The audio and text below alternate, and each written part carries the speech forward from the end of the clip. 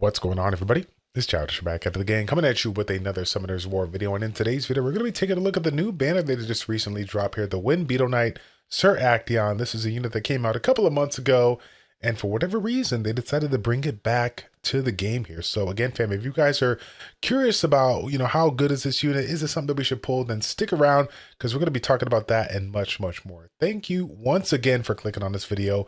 And if you're looking to show a little bit more support, y'all know what to do. Like the video, subscribe to the channel, and as always, hit the notification bell so you guys know when the next videos drop. Now, before we get into that, I do want to let you guys all know, if you guys haven't seen it already, the Hot Time event is currently going on right now. So if you're one of those people out there that missed it, when the Soletta update drop here, you got an opportunity to once again jump on in there, get some good XP, get some levels up on your units, your monsters, your summoners. So it's going to be a great time.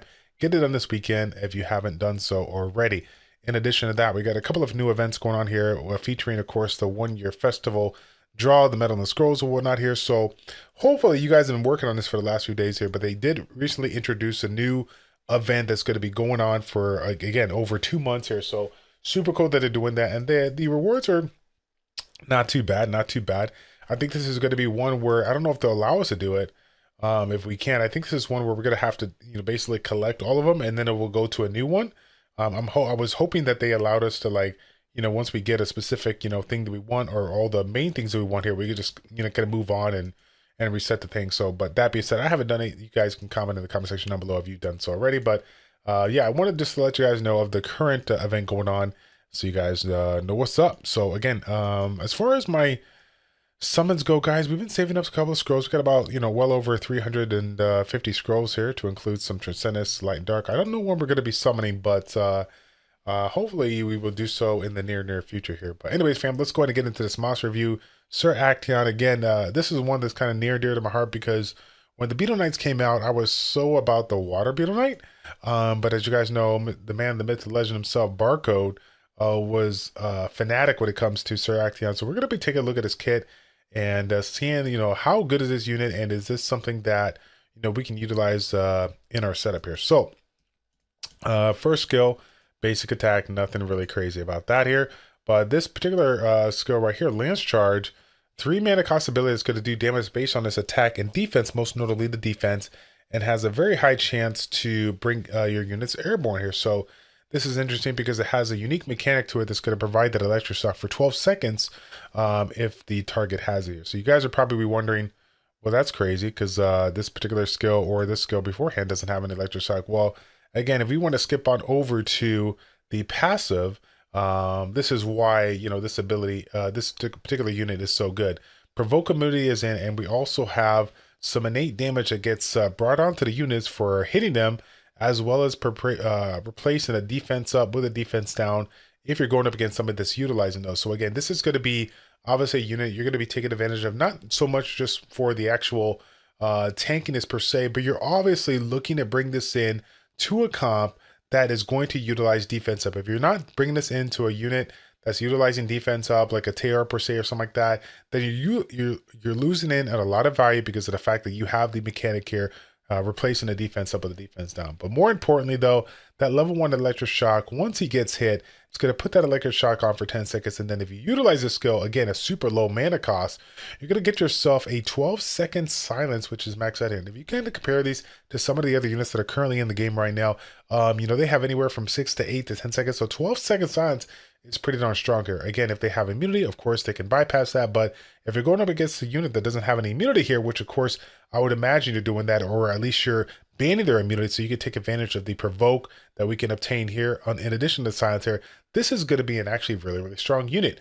So again, second skill or second active skill per se, 4 mana cost, defense up, buff for everybody, as well as a very high chance to provoke here.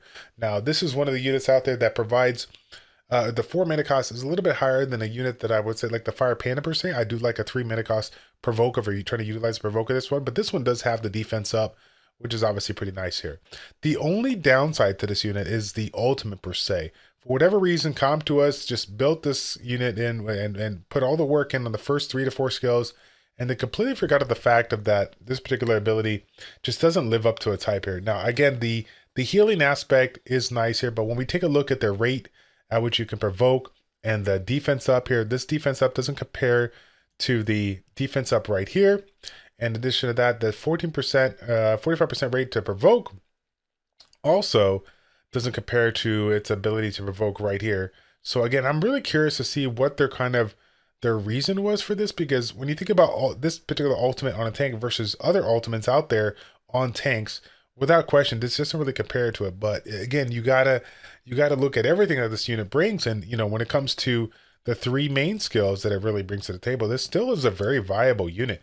It's a really strong. I do like it, and I think down the road I'll definitely build this one up and do some testing out here. So now as far as rune, I generally don't talk about the rune builds per se.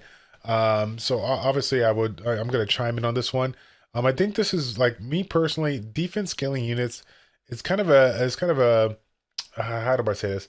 It's kind of a hit and miss as far as what I want to do. It's like a 50-50 for me. Sometimes I would make an argument to just go full tanky here, triple defense. But sometimes I would make an argument to do damage. I think it ultimately depends on what summoner you have. If you're an Orbia player that's looking to provide, a tank that could really hang in there and stay alive, then yeah, I'm gonna go triple defense here and just be as tanky as possible. But if you are a Kina or a Cleave that already has, a little bit of tankiness, a little support, you need a little more DPS, then sure, I'm gonna play around with like a Rage Blade set, defense, crit damage defense, or triple defense with some crazy, crit damage substats or something like that here. So you can make an argument for that as well. Maybe you're one of those people out there that are just going to go straight hybrid and provide a little bit of damage as well. But just keep in mind that the damage that this unit brings is going to be coming for the raw defense it is. So if you sacrifice a fair amount of defense for crit damage and don't have enough critical rate to justify it, then you're not going to get as much value as you're looking for. But either way, fam, this particular unit, Wind Beetle Knight, Sir Acteon, pretty interesting unit. Like I said before, the main skills that it's going to be bringing to the table is pretty darn good. The ultimate is a little lackluster, but I don't think this is a unit that you're going to be utilizing ultimate with. I think you're going to be bringing in other units out there you're going to take advantage of. So I kind of just cross this one out and don't really worry about that. But the passive is legit. The 3 mana cost airborne attack with good defense and silence is pretty legit here. I mean, like I said, all these skills are really darn good.